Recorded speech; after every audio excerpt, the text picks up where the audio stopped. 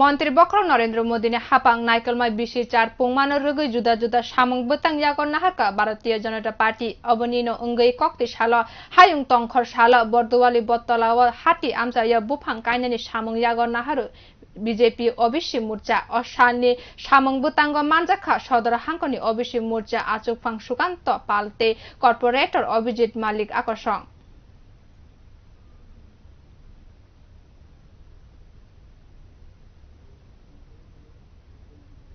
আমরা